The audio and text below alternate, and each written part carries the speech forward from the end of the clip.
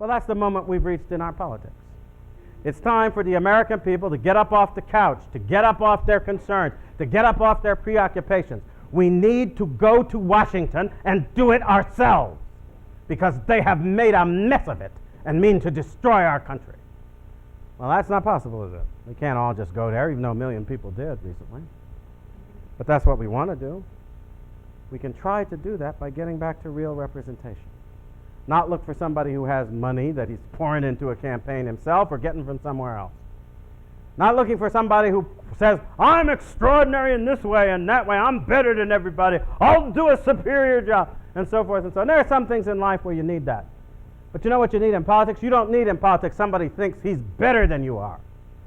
You need somebody who thinks that he is as you are, and that he will therefore react to the laws and what the impact will be on the family and the children and the livelihoods of our people the same way you would.